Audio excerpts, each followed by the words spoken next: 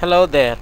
This presentation brought to you by CMF-IFMR is on savings, which features understandings from various studies and instances from the field. And this is Kenny Roger Moyes on behalf of Center for Microfinance IFMR. তার মানে আপনার মানে ঠিকঠাকই চলছিল। হ্যাঁ, তো এবার আপনি একটু বলুন তো গত 12 মাসে কি আপনি কোনো মানে টাকা পয়সা জমিয়েছেন কোথাও গত 12 মাসে? হ্যাঁ, কত কত কত টাকা জমিয়েছেন 12 মাসে? 4000 টাকা জমিয়েছেন। তো এই 4000 টাকা যে জমিয়েছেন, তো এই 4000 টাকা কি এখনো জমানোই আছে, না এই 4000 টাকা কি জমানোই আছে? মানে ঘরের খরচের জন্য কি কোথাও এই 4000 টাকা দিয়ে কিছু করেননি?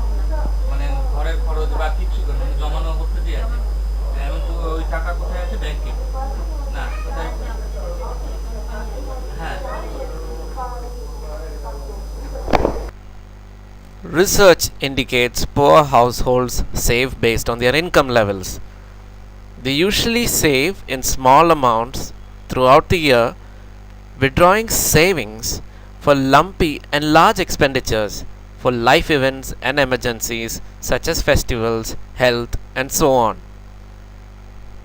IFMR study conducted in 5 urban and semi-urban cities of India found that a staggering 75% of existing urban microfinance clients, since MFIs in India cannot take deposits, save using different formal and informal mechanisms such as banks, SSGs, chit funds, friends or neighbors, and so on. A majority, almost 60% of these respondents reported that they faced unexpected expenditure 3 months prior to the survey, and the majority of them relied almost exclusively on their own savings to finance these expenditures. How do poor people save? A CMF-IFMR study conducted in Northeast India, Assam, found the significant presence of informal institutions providing savings services to the public without any regulatory oversight. Run by the local people, savings are collected from members on a daily or weekly basis. The clients are found to be saving anywhere between Rs 5 and Rs 150 per day.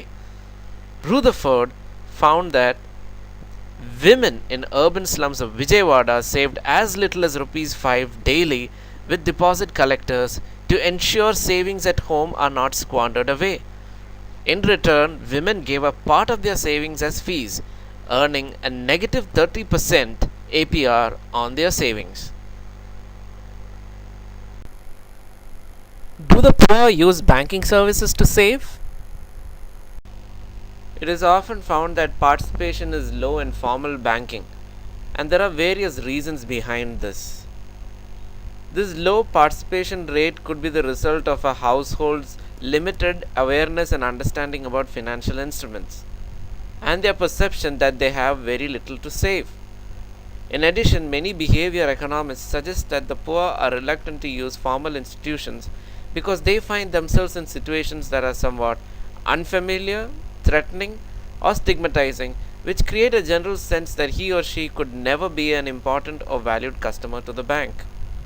A CMF-IFMR study conducted in the rural households of Andhra Pradesh found that even though a staggering 78% of rural households had access to a formal savings account, the vast majority of those savings accounts, almost 79%, were opened either to receive government benefits or to increase the chances of receiving a loan.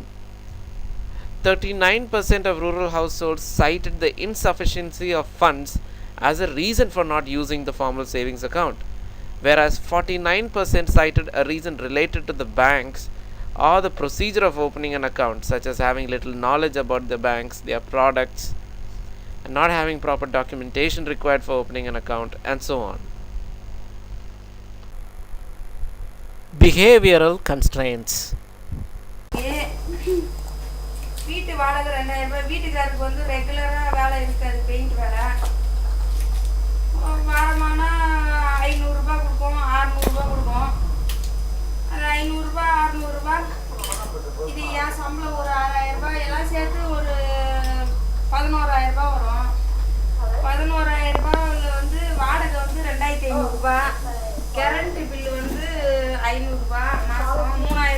ஆயிடுச்சு. மீதி வந்து 3000 ரூபாயில வந்து பையனுக்கு tuition fees 500 ரூபாய் தரணும். அப்புறம் மளிகை சாமான் இதெல்லாம் சேர்த்து 3000 ரூபாய் ஆகும் மாசத்துக்கு. ரேஷன் அரிசி வாங்கி வைப்போம். ரேஷன்ல பருப்பு அப்புறம் எண்ணெய் அதெல்லாம் வாங்கி வச்சுப்போம். அப்புறம் செலவு யாருன்னா கல்யாணம். Many behaviorist economists have suggested that primary behavioral problems affect the take-up of savings products. Now let us take the story of Saraswati, a housemaid who has the potential to save and wants to save for her children's education, especially in the form of fees.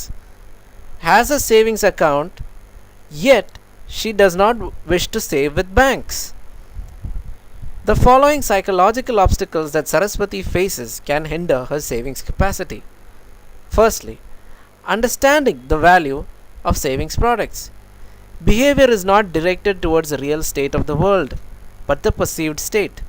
Well-meaning interventions can go terribly wrong if the beneficiaries do not understand the value of it. Does Saraswati understand that if she saves a small amount throughout the year, it could actually help her when she pays a lump sum amount for her children's education? Even though Saraswati understands that if she saves a small amount through the year, she can avoid taking expensive loans. She may be accustomed to the system of borrowing whenever she needs money. Costs of the loan might not be her main concern as long as she has an easy access. Her focus might be on finding money lenders or employers who can lend when she needs money, rather than saving so that she does not have to seek for loans.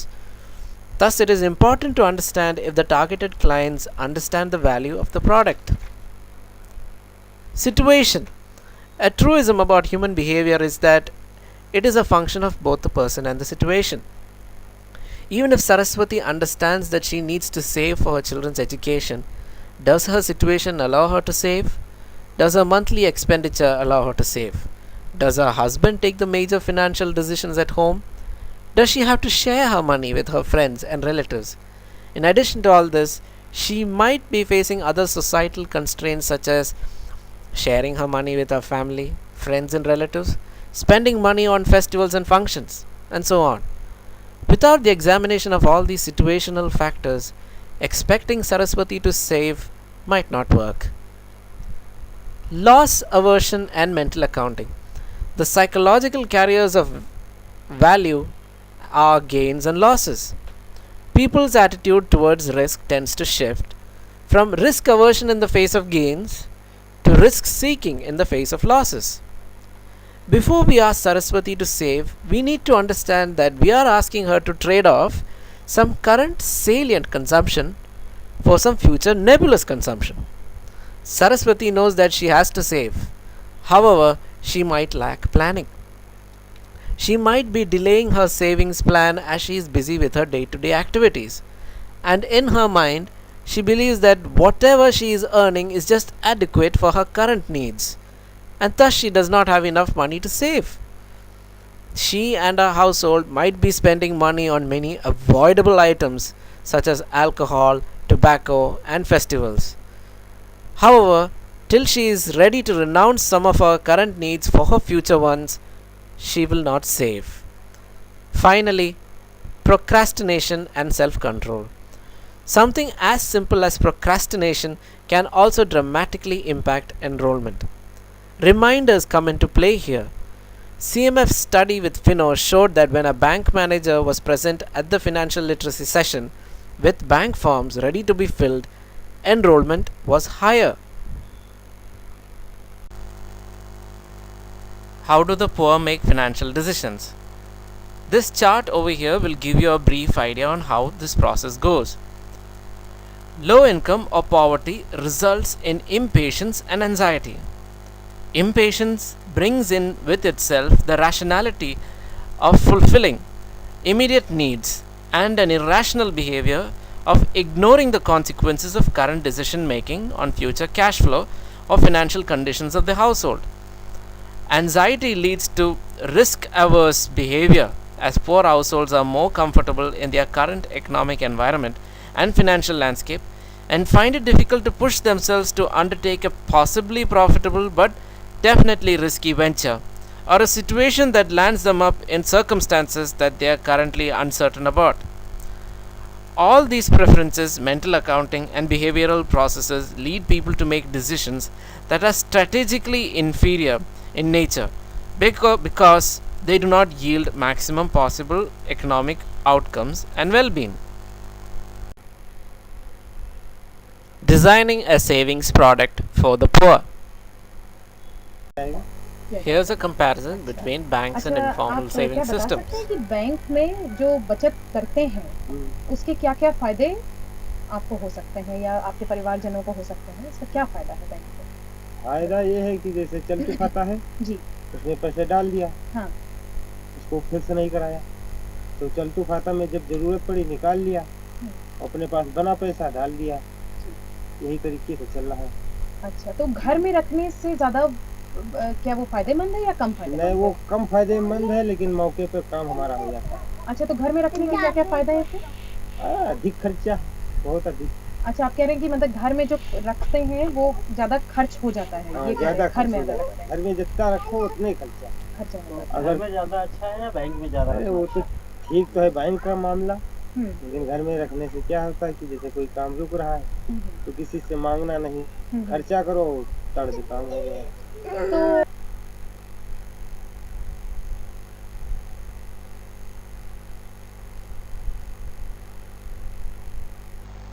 As mentioned by Mr. Anantram Yadav in the video, while constraints to formal finance is an obvious restraint for the poor, during the course of our work, we often find that poor also demonstrate a preference for informal savings products because there is flexibility and convenience in the amount that can be saved.